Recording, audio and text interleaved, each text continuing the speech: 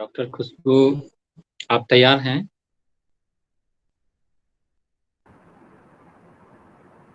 रमन जी नमस्कार। हाँ, नमस्कार संजीव बाबू। कैसे हैं सर? आप बढ़िया। अच्छा, एक बार भारद्वाज सर को मैंने व्हाट्सएप कर दिया है कि वो जुड़ अच्छा। जाएं। एक बार आप भी रिमाइंड करा दीजिएगा कि 10-30 हाँ, मिनट मैंने में करा शुरू। दिया है उनको। हाँ तो हाँ। अभी कोशिश करेंगे, शायद आ जाए। हाँ ठीक है, 10-25 तक भी जुड़ जाएं, ठीक है। हाँ हाँ। ठीक वही है जी। मैंने बताया। तो आदेश हो तो आज का सत्र पर यहीं अरे आदेश क्या सर? आगाज किया जाए, आगाज क्योंकि किया आप जाए, से बिल्कुल। ही चल रहा है ये वर्चुअल मोड है। ठीक ठीक बात है। हाँ, चलिए करिए जी, तो प्रारंभ करिए। समय हमारा होने जा रहा है। आज का विशेष सत्र और है कौन सा चलता है? और इस सीरीज का यह अंतिम सत्र भी है। तो इतना दिन से बहुत अच्छा शुभ संयोग हुआ था, और हर जिंदगी की सत्ता यही है कि दो ही क्रिया हो रही है, संयोग और वियोग। जब आप संयोग किसी भी समय किसी भी परिस्थिति व्यक्ति विषय से होता है तो वियोग भी होता है, और इसकी अपनी महत्ता भी है, खासियत भी है। तो आज के सत्र को हम यहीं पर प्रारंभ करने जा रहे हैं। और आप लोगों ने जिस तरह से शांति और सुकून से जुड़े रहे और कभी कोई व्यवधान नहीं हुआ सत्र के दौरान, इसके लिए हृदय हृदय से आभार। एकदम लगता है 1000 हृदय से आपको आभार दूं, एक हृदय काफी नहीं लग रहा है। इतना बढ़िया से आप लोगों ने सत्र को सपोर्ट किया। और आज हमारे लिए विशेष विशेष है, क्योंकि डॉक्टर राजकुमार जी जुड़ेंगे, जो पल्मोनरी मेडिसिन के बहुत बड़े एक्सपर्ट हैं। भारत के नहीं, दुनिया के जाने माने वो एक्सपर्ट हैं, चिकित्सक हैं। अ, तो और हमारा विषय भी यही था कि योग के थ्रू जो है वो पोस्ट कोविड में जो ब्रीदिंग या फेफड़े की जो प्रॉब्लम हो गई है, उसकी कैपेसिटी वीक हो गया है, इम्यूनिटी वीक हो गया है, तो उसको कैसे हम योग के थ्रू बढ़ाएं, मजबूत करें, रीगेन करें उस कैपेसिटी को। तो आज इस विषय के बहुत बड़े एक्सपर्ट हमारे साथ जुड़ने वाले हैं। और ये हमारा परम सौभाग्य है कि गांधी भवन के नाम पर हम बड़े बड़े एक्सपर्ट को अ, क्या कहते हैं कि उनको अ, बुला लेते हैं, वो सहजता पूर्वक आ भी जाते हैं। तो ये गांधी भवन की खासियत है, और आप सभी का प्यार है, सपोर्ट है। तो इसी के साथ मैं आज के सत्र का श्री गणेश करने के लिए डॉक्टर खुशबू झा जी से निवेदन करूंगा कि वो अपनी प्रार्थना से आज के सत्र का आगाज करें। डॉक्टर झा, आपका स्वागत है। धन्यवाद। चलिए आगे बढ़ते हैं बिना विलंब किए हुए। सभी लोग सुखासन पद्मासन में बैठ जाएं। अपने हाथ को चिन्ह मुद्रा या ज्ञान मुद्रा में कर लें। शुरू करते हैं। महादेव का ध्यान करते हुए महामृत्युंजय मंत्र हृदय से 3 बार सभी लोग एक साथ बोलेंगे। ओम त्र्यंबकं यजामहे सुगंधिं पुष्टिवर्धनम् उर्वारुकमिव बन्धनान् मृत्योर्मुक्षीयमामृतात्। ॐ त्र्यंबकं यजामहे सुगंधिं पुष्टिवर्धनम् उर्वारुकमिव बन्धनान् मृत्योर्मुक्षीयमामृतात्। ॐ त्र्यंबकं यजामहे सुगंधिं पुष्टिवर्धनम् उर्वारुकमिव बन्धनान् मृत्योर्मुक्षीयमामृतात्। ॐ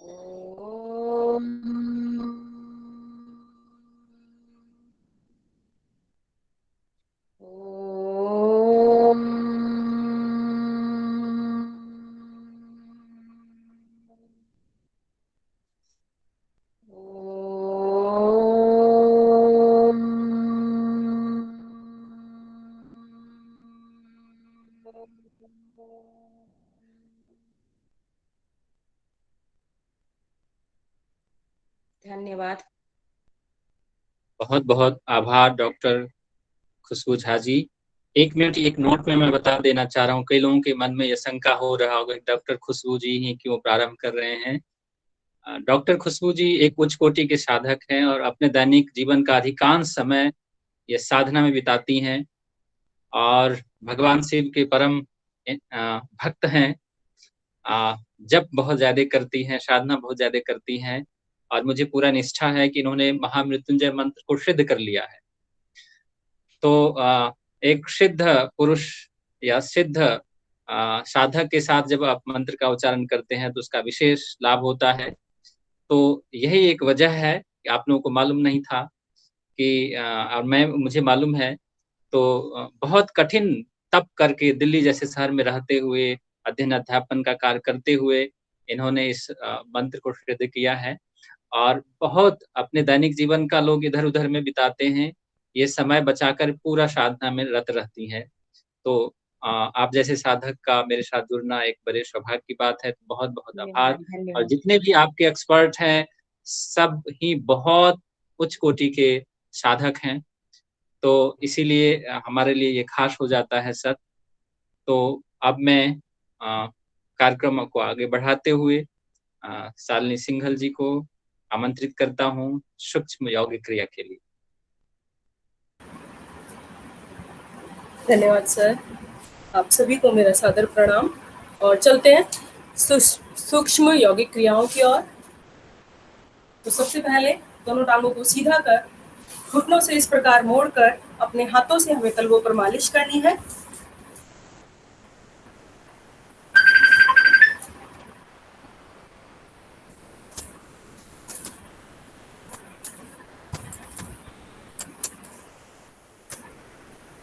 अपनी पिंडलियों पर इस प्रकार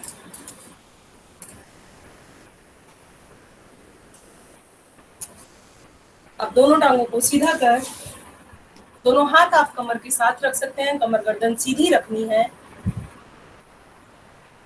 और अपनी पंजों की उंगलियों को आगे की ओर पूरा दबाव बनाना है, आगे की ओर दबानी है, उंगलियों को दबाना है। श्वास भरते हुए अंदर की ओर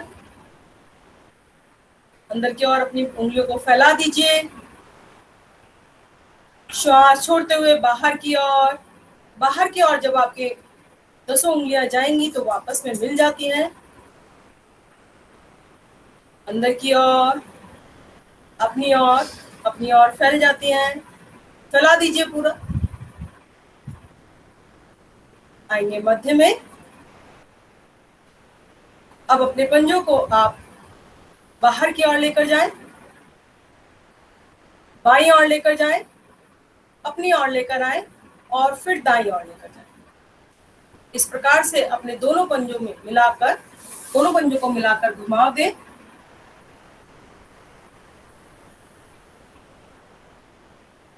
नेत्रों को बंद करें और इस क्रिया का प्रभाव अपनी पिंडलियों पर, अपनी जंघाओं पर आप महसूस कर सकते हैं। कहाँ तक पंजों को घुमाव का एहसास आप कर पा रहे हैं। मध्य में लाए। अब फिर से अपने पंजों को बाहर की ओर, पिछली बार हम बाईं ओर ले गए थे, अब की बार हम दाईं ओर लेकर अपनी ओर लाएंगे और फिर बाईं ओर घुमाएंगे। विपरीत क्रम से घुमाएं। पंजे यदि दोनों मिले रहते हैं तो अति उत्तम। सहजता के साथ आप इस क्रिया को दोहराएं। आ जाए मध्य में। अब दोनों हाथों को दाईं ओर इस तरह से स्थापित करेंगे, दोनों टांगों को एक साथ घुटनों से मोड़ेंगे और वज्रासन में आ जाएंगे। वज्रासन अपने आप में एक यौगिक क्रिया है। यदि आप वज्रासन में बैठने में असमर्थ हैं तो आप पद्मासन या सुखासन में किसी प्रकार भी बैठ सकते हैं। आप चेयर पर भी बैठ सकते हैं। दोनों हाथों को अब लाएंगे सामने की ओर।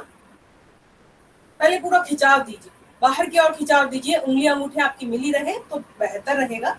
खिंचाव दीजिए, बहुत सुंदर। अब अंगूठा अंदर कीजिए और उंगलियों को लपेट दीजिए अंगूठे के ऊपर और कलाइयों को इस प्रकार घुमाएं। कोहनियां बिल्कुल सीधी रहे और इस प्रकार धीरे धीरे, बहुत सुंदर।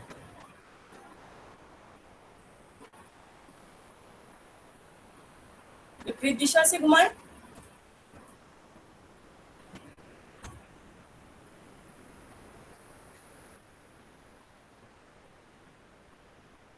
आएंगे धीरे धीरे वापस। दोनों हाथ अपने घुटनों पर रख लें और एक बार लंबी गहरी श्वास भरें और छोड़ें। फिर से एक बार लंबी गहरी श्वास भरें और छोड़ें। फिर से दोनों हाथों को ऊपर की ओर ले जाएं। हथेलियों को पलटें और पांचों उंगलियां मिलाकर कंधों पर रखें। आगे कोहनियों को मिलाएं और श्वास भरते हुए ऊपर की ओर लेकर जाएं। श्वास छोड़ते हुए नीचे की ओर।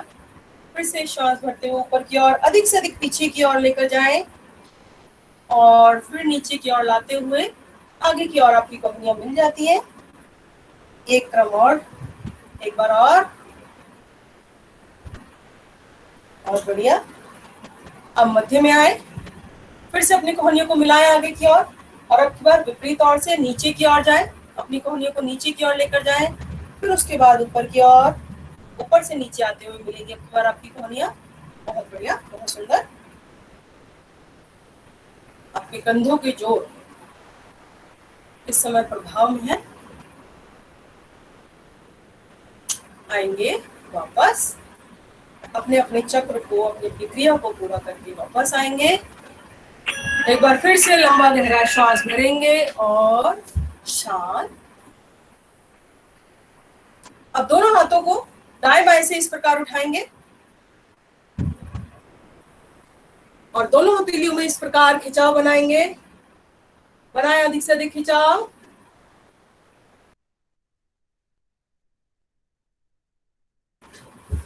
पूरा खिंचाव बनाएं। दायां हाथ दाईं ओर, बायां हाथ बाईं ओर। धीरे धीरे वापस।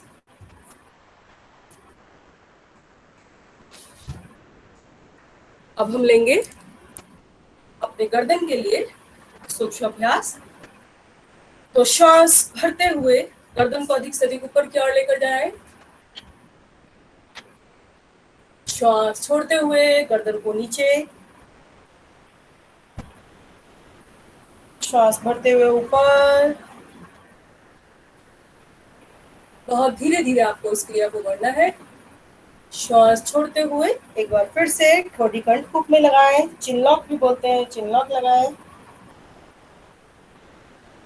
आएंगे मध्य में। अब अपनी गर्दन को लेकर जाएं बाएं कंधे की ओर। अपनी ठोड़ी को बाएं कंधे पर लेकर जाएं। धीरे धीरे मध्य में आए और दाएं कंधे की ओर लेकर जाएं। धीरे धीरे मध्य में आए। अब अपने बाएं कान को बाएं कंधे की ओर लुढ़काएं इस प्रकार। अपनी गर्दन को लुढ़का दें बाएं कंधे पर और जो खिंचाव दाईं ओर आ रहा है उसे महसूस करें। धीरे धीरे फिर से श्वास भरते हुए मध्य में आए और श्वास छोड़ते हुए दाएं कंधे की ओर जाए। आएंगे मध्य में। अब अपनी गर्दन को लेकर जाएं बाईं ओर, बाएं कंधे पर, पीछे की ओर, दाएं कंधे की ओर और आगे की ओर। जिन्हें सर्वाइकल से रिलेटेड समस्या है वो केवल आधा ही सर्कल करेंगे, सिर्फ पीछे की ओर अपनी गर्दन को घुमाएंगे। अन्यथा आप पूरा चक्र बनाएंगे अपनी गर्दन से इस प्रकार। बायां, पीछे, दायां, आगे। आएंगे मध्य में अपनी अपनी क्रिया को पूरा करते हुए। अब की बार अपनी गर्दन को दाईं ओर लेकर जाएं। पीछे की ओर, बाईं ओर, आगे की ओर। इसी क्रम से घुमाएं।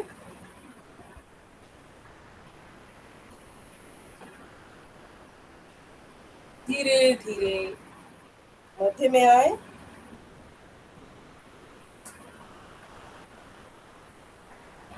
लंबी गहरी श्वास भरें और क्षणिक विश्राम करें। आगे के अभ्यासों के लिए चलते हैं आदरणीय रोशन जी के पास। हरिओम रोशन जी। धन्यवाद शालिनी जी। अब मेरी आवाज स्पष्ट आ रही है, एक बार बता देंगे? जी धन्यवाद। तो अभी हमने सूक्ष्म व्यायाम का अभ्यास किया और अब हम आसन के अभ्यास की ओर आगे बढ़ेंगे।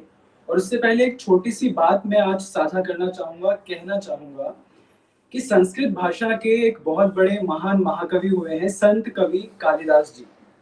उन्होंने अपने महाकाव्य कुमार संभवम में एक बात कही है कि शरीर माधवम खलु धर्म साधनम। शरीर माधवम खलु धर्म साधनम, यानी कि body is the only tool to carry the work of soul and whatever you need और want in life you can not achieve without body. यानी कि आपके जीवन का जो भी उद्देश्य है, चाहे वो आध्यात्मिक है, शारीरिक है, मानसिक है, आर्थिक है, इस शरीर के बिना हम उसकी प्राप्ति नहीं कर सकते। और इसलिए शरीर में रोगों का होना नहीं होना चाहिए। रोग से मुक्त शरीर ही किसी लक्ष्य को प्राप्त कर सकता है, जिसके लिए हम ये सारे अभ्यास कर रहे हैं। अभी सूक्ष्म व्यायाम का अभ्यास किया और अब हम आसनों का अभ्यास करेंगे और भी कई सारे अभ्यास करेंगे।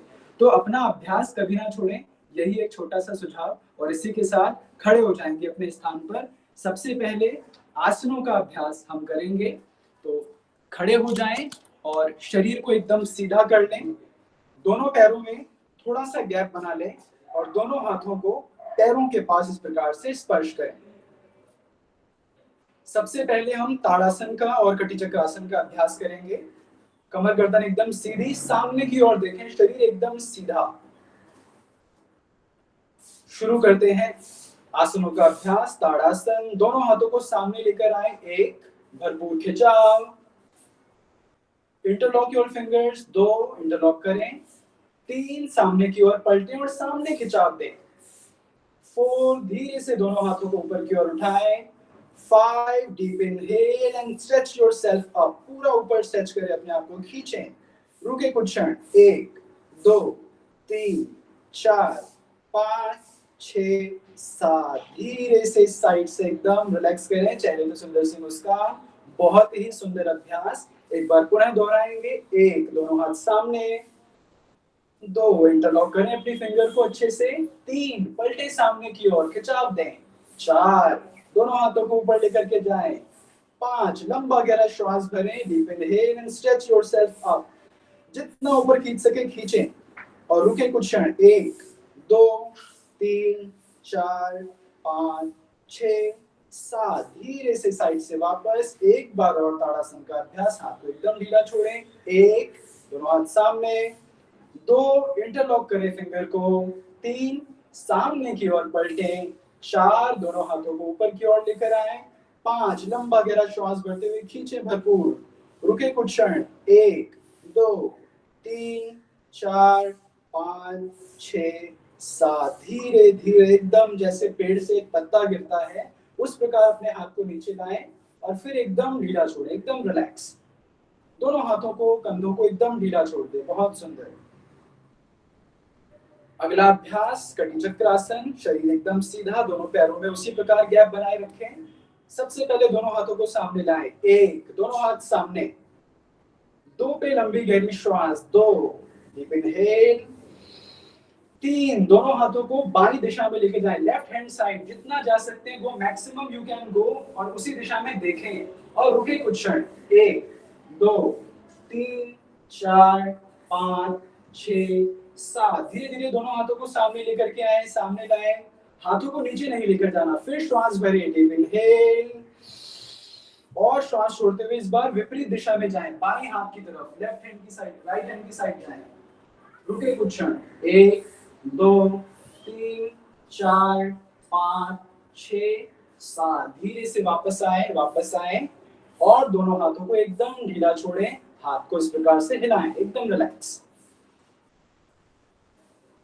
बैठ जाएंगे जमीन पर, घुटनों के बल बैठे, वज्रासन की स्थिति आपको पता है, वज्रासन अभी शालिनी जी ने कराया। वज्रासन में बैठे इस प्रकार और दोनों हाथों को अपने जंघाओं के ऊपर इस प्रकार रखें, कमर गर्दन सीधी, इस बात का पूरा ध्यान। खाना खाने के बाद इस आसन का अभ्यास जरूर करें, शरीर एकदम सीधा। तो बैठे बैठे पहला आसन हम करेंगे, घुटनों के बल खड़े हो जाएं, ऊष्टासन के अभ्यास के लिए तैयार। चेहरे पे सुंदर सी मुस्कान के साथ दोनों हाथ कमर पर लगाएं, शरीर एकदम सीधा, लंबा गहरा श्वास भरें, डीप इनहेल और श्वास छोड़ते हुए हल्का हल्का अपने आप को पीछे की ओर ले जाएं, गर्दन को ढीला छोड़े, आंखें खुली हो, इस बात का पूरा ध्यान। रुकें, 1 2 3 4 5 6 7 8 9, आराम, धीरे से एकदम वापस आए वज्रासन की स्थिति। कुछ क्षण रुकें, रिलैक्स करें, सामान्य श्वास प्रश्वास 1 से 2 बार। बहुत ही सुंदर। पुनः एक बार इसका अभ्यास दोहराएंगे, पुनः घुटने के बल सभी आए, एकदम इसी प्रकार, शरीर एकदम सीधा, लंबा गहरा श्वास भरें, डीप इनहेल और श्वास छोड़ते हुए पीछे की ओर जाएं, जितना संभव है जाने का प्रयास करें, आंखें खुली रखें, रुकें कुछ क्षण, 1 2 3 4 5 6 7, धीरे धीरे वापस वापस वापस आए वज्रासन में, दोनों हाथों को एकदम रिलैक्स करें। अगला अभ्यास उत्तान मंडूकासन करेंगे, तो दोनों पैरों को थोड़ा सा और खोल लें, घुटनों में थोड़ा सा गैप होगा और हिप्स को जमीन पर लगाने की कोशिश करें। कई लोग लगा पा रहे होंगे, कुछ लोगों में थोड़ा सा गैप होगा, तो कोई बात नहीं, पिलो लगा सकते हैं, या धीरे धीरे अभ्यास करेंगे तो अच्छा हो जाएगा। चलिए, उत्तान मंडूकासन के लिए सबसे पहले अपने राइट हैंड को, सीधे हाथ को पूरा खिंचाव देते हुए ऊपर उठाएं, एकदम कंधों के सीधे में ऊपर लेकर के जाएं, भरपूर खिंचाव दें, लंबा गहरा श्वास भरें, डीप इनहेल और श्वास छोड़ते हुए सीधे हाथ को बाएं कंधे पर लगाएं, इस प्रकार, ये बहुत ही सुंदर। अब बाएं हाथ को उठाएं, लेफ्ट हैंड को रेस करें, पूरा मैक्सिमम ऊपर ले जाएं, डीप इनहेल और एक्सहेल करते हुए लेफ्ट हैंड को राइट शोल्डर पे लगाएं, शरीर एकदम सीधा करें, आंखें बंद करें, महसूस करें सामान्य श्वास प्रश्वास। 10 सेकंड रुकें इसी अभ्यास में, पूरा ध्यान छाती वाले भाग पर, वक्ष स्थल पर, थोरैसिक रीजन पर सामान्य श्वास प्रश्वास ले, महसूस करें। स्थिरम सुखम आसनम, स्थिरता, सजगता, सहजता, यही आसन है। धीरे से दोनों हाथों को ढीला छोड़ें और दोनों हाथों को जंघाओं पर रखें, चेहरे पर सुंदर सी मुस्कान बनाए रखें, जो हमें अभ्यास में और भी ऊर्जा को भर देता है। एक बार फिर से दाएं हाथ को ऊपर ले जाएं और दाएं हाथ को बाएं कंधों पर रखें और बाएं हाथ को भी उठाएं, बाएं हाथ को दाएं कंधों पर रखें, शरीर एकदम सीधा, आंखें बंद, पूरा ध्यान छाती वाले भाग पर। रुके कुछ क्षण, 5 सेकंड और रुकें, पूरा ध्यान छाती वाले भाग पर।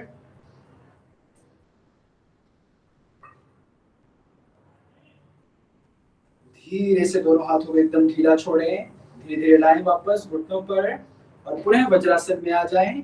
वज्रासन की स्थिति, दोनों पैरों में गैप को कम करें। अगला अभ्यास मंडूकासन, दोनों हाथों को सामने लाएं, अंगूठा अंदर, चारों उंगलियां उसके ऊपर, इस प्रकार से अंगूठा बंद करें और अपने सीधे हाथ को नाभि के राइट साइड और अपने बाएं हाथ को नाभि के लेफ्ट साइड लगाएं, शरीर एकदम सीधा। 2 बार मंडूकासन का अभ्यास करेंगे, डीप इनहेल, श्वास छोड़ते हुए आगे की ओर झुकें, गो मैक्सिमम यू कैन, पूरा फॉरवर्ड आए, एकदम नीचे झुकें और धीरे से गर्दन को ऊपर की ओर उठाएं, आकाश की ओर, चेहरे पे प्रसन्नता का भाव, आंखें बंद, रुके कुछ क्षण, 1 2 3 4 5 6 7, धीरे से कंधों को रिलैक्स करें, श्वास भरते हुए उठें, deep inhale, come back to the normal posture, do not open your eyes. एक बार और करेंगे, डीप इनहेल और श्वास छोड़ते हुए नासिका के माध्यम से श्वास छोड़ते हुए नीचे जाएं, गो मैक्सिमम, पूरा नीचे जाएं, गर्दन को ऊपर की ओर उठाएं, आकाश की ओर देखें, रुकें कुछ क्षण, 1 2 3 4 5 6 7, धीरे से गर्दन को एकदम रिलैक्स छोड़ें, श्वास भरते हुए ऊपर की ओर उठें, एकदम शरीर को सीधा रखें, दोनों हाथों को जंघों पर रखें, एकदम रिलैक्स। पूरा ध्यान पेट वाले भाग पर। देखें शरीर में कितना ठहराव, कितना संतुलन इस समय आ रहा है। अगला और अंतिम अभ्यास, पेट के बल लेट जाएं। भुजंगासन का अंतिम अभ्यास हम करेंगे। सामान्यतः पेट के बल लेटें। हम ये सभी अभ्यास बहुत छोटे समय के लिए कर रहे हैं, लेकिन घर पर आप इस अवधि को बढ़ाएं। दोनों हाथों को इस प्रकार लगाएं ताकि गर्दन को थोड़ा रिलैक्स मिले। बहुत ही सुंदर अभ्यास सभी कर रहे हैं। अब दोनों हाथों को छाती वाले भाग पर लगाएं, चेस्ट के पास, और चिन को जमीन पर लगाएं। दोनों पैरों को मिलाएं आपस में। डीप इनहेल, श्वास भरते भरते धीरे धीरे ऊपर की ओर उठें, जितना ऊपर उठ सकते हैं।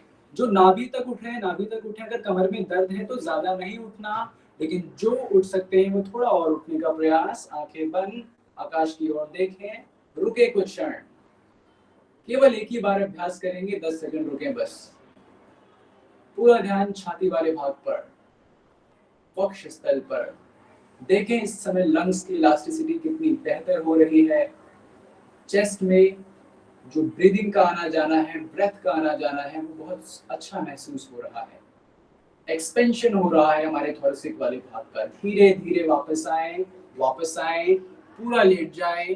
दोनों हाथों को एकदम ढीला छोड़ दें और कुछ क्षण बने रहें। 30 सेकेंड एकदम रिलैक्स करें, पेट के बल, हाथों को ढीला छोड़ दें एकदम। 30 सेकेंड बने रहें। आसनों का अभ्यास पूरा हुआ। 15 सेकेंड और बने रहें इसी अवस्था में।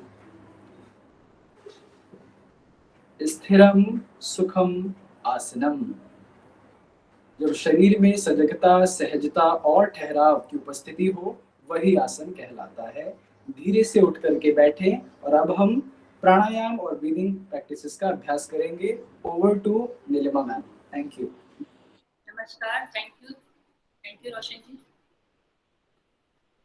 तो चलिए प्राणायाम का अभ्यास करते हैं। हम सभी आज अनुलोम विलोम का अभ्यास एक साथ करेंगे।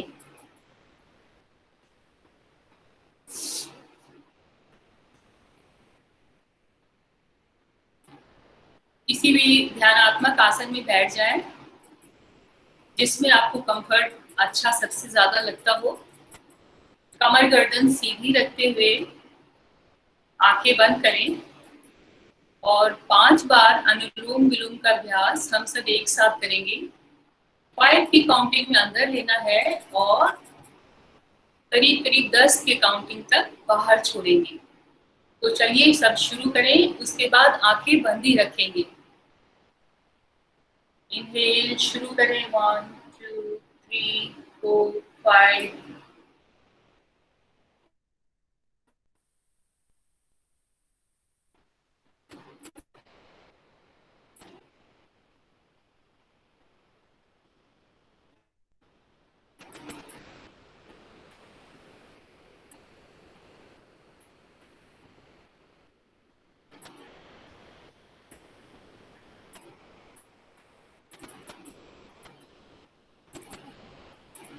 श्वास बिल्कुल धीरी धीमी गहरी लंबी श्वास।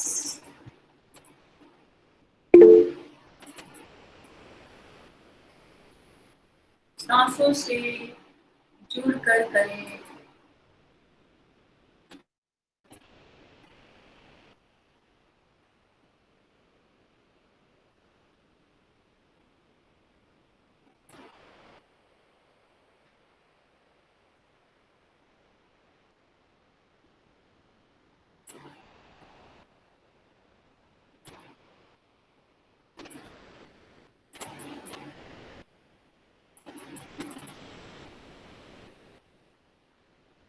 धीमी लंबी गहरी श्वास।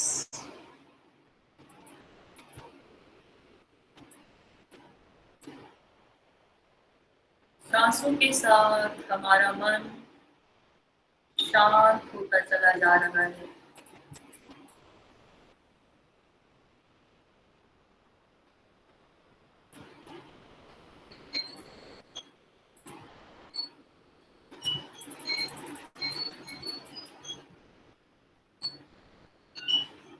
5 का चक्र खत्म होने के बाद आंखें बंद ही रखेंगे।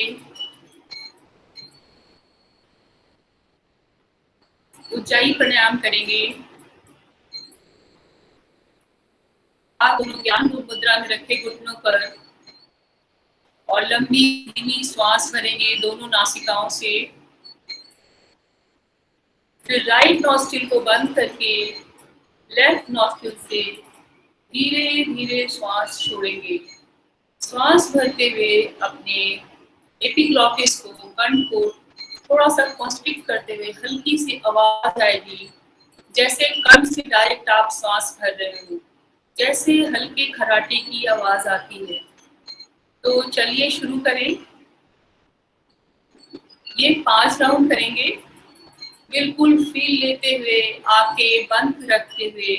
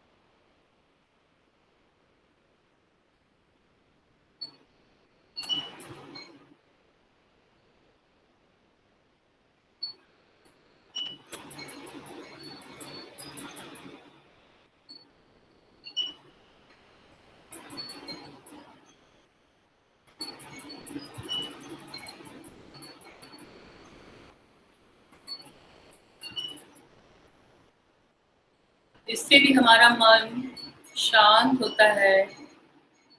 गले की जो प्रॉब्लम होती है, अपर रेस्पिरेटरी ट्रैक्ट, यहाँ जो जितने भी म्यूकस वगैरह होते हैं, ये धीरे धीरे क्लीन होने लगता है रेगुलर अभ्यास से। ब्लड प्रेशर कंट्रोल में आने लगता है, क्योंकि मन तो शांत होता जाता है। चक्र पूरा करने के बाद, 5 राउंड पूरे करने के बाद आंखें बंद ही रखे और 2 राउंड भ्रामरी प्राणायाम का करेंगे। दोनों कान के पैसेज को बंद करते हुए आंखें उंगलियों पर रख के गहरी श्वास भरें।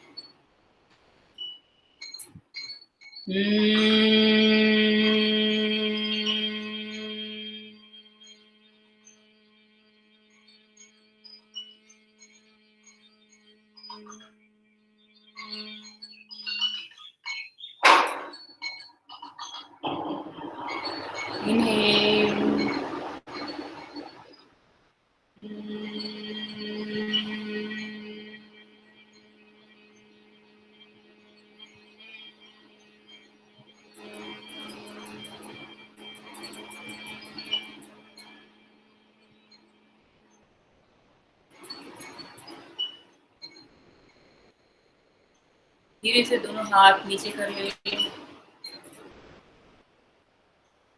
धीरे से अपनी आंखें खोलें।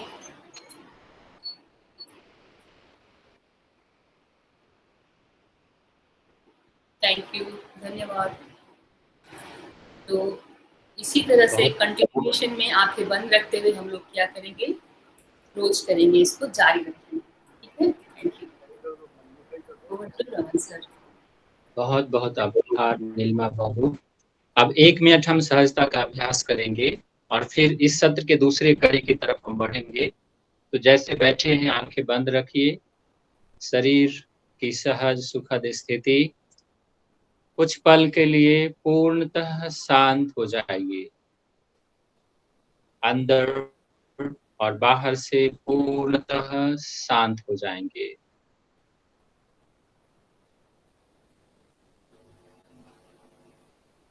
पूर्णतः मौन की अवस्था, मौन की गहरी अवस्था, ऐसा अनुभव करेंगे। परमात्मा हमारे शरीर के भीतर शांति स्वरूप में निवास करते हैं और मैं उसी शांति रूपी अगाध सागर में डूबता जा रहा हूँ।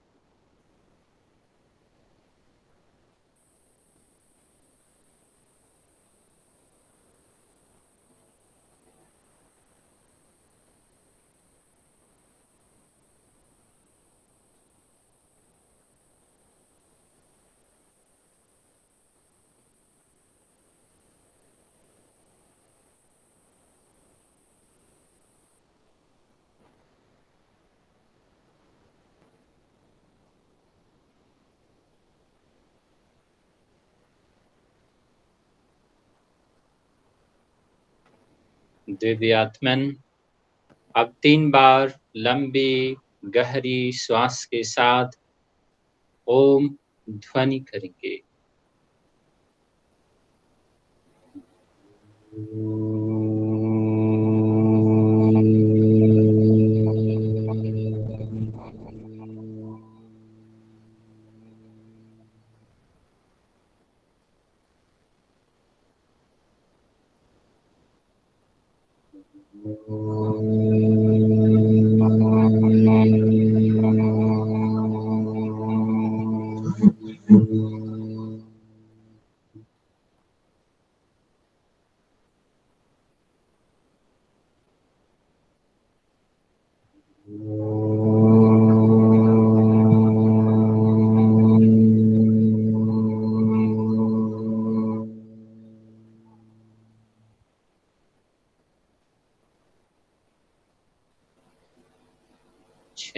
पामिंग करेंगे।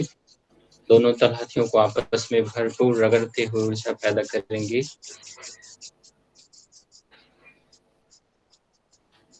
आप दोनों तलहथियों से आंखें बंद करते हुए अंधेरा में देखेंगे।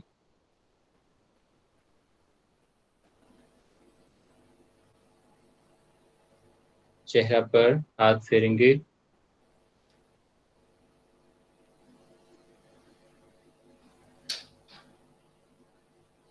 गला, गर्दन, कान की जड़,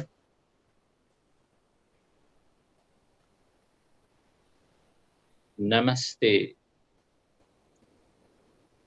अब अगले कड़ी के लिए हम सबके मार्गदर्शक एवं गांधी भवन के आदरणीय निर्देशक रमेश प्रोफेसर जी, उमेश भारद्वाज सर को आमंत्रित हाँ, करते डायरेक्टर हैं। गांधी भवन भी जुड़ चुके हैं हमारे साथ। भारद्वाज सर का स्वागत है।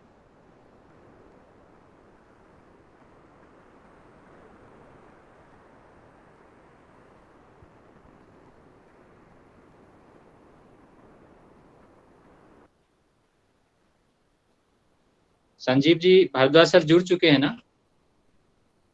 हाँ बोलिए अरविंद जी। जी हाँ सर, प्रणाम प्रणाम सर, स्वागत है नमस्कार आपका। नमस्कार।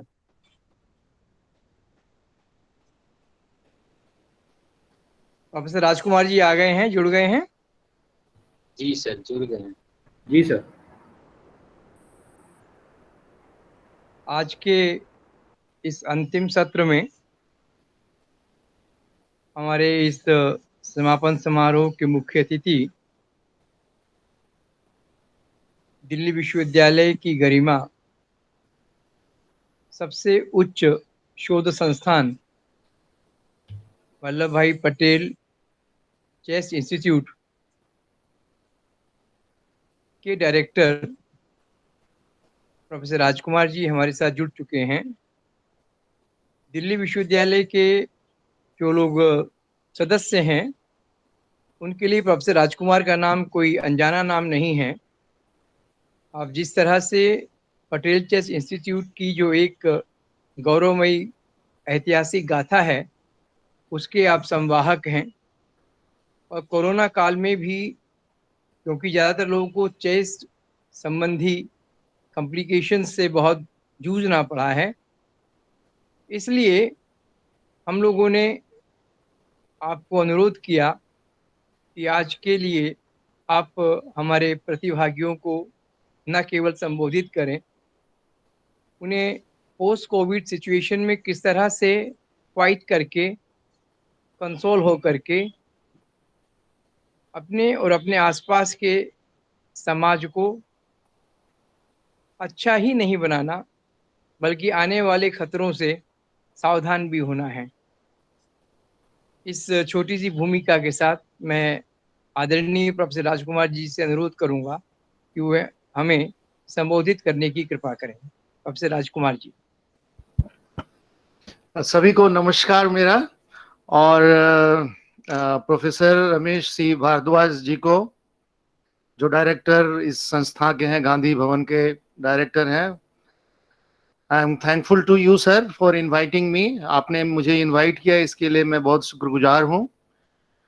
और ये जो प्रोग्राम आपने स्टार्ट किया है, जो कोविड केयर के लिए जो प्रोग्राम स्टार्ट किया है, ये बहुत ही सराहनीय है। जितनी भी सराहना मैं इसका करूं बहुत कम है, क्योंकि अभी ये नीड ऑफ द आवर है। बेसिकली इसकी सख्त जरूरत है हम लोगों को, सभी को, सभी देशवासियों को, क्या विश्व को जरूरत है कि जब कोविड हो जाता है तो उसके बाद पोस्ट कोविड में आदमी को क्या क्या प्रिकॉशंस लेने चाहिए, किस किस चीजों से, किस किस समस्याओं से लोगों को उलझना पड़ता है, और उसको हम कैसे निदान कर पाए। फिर से इस सराहनीय कदम आपने उठाया है, इसकी मैं बहुत प्रशंसा करता हूं। और दिल्ली विश्वविद्यालय में ये पहला इस तरह का मुकाम है जो 6 या 7 दिन का प्रोग्राम हुआ है। और मैं चाहूंगा as a chest physician, as a physician, मैं समझता हूं कि इसकी जरूरत अभी पड़ती रहेगी, अभी महीनों पड़ेगी, मुझे मालूम नहीं, हो सकता है सालों पड़े। तो ऐसे प्रोग्राम्स होने चाहिए, और ये गांधी भवन लीड ले रहा है, ये बहुत दिल्ली यूनिवर्सिटी के लिए गर्व की बात है।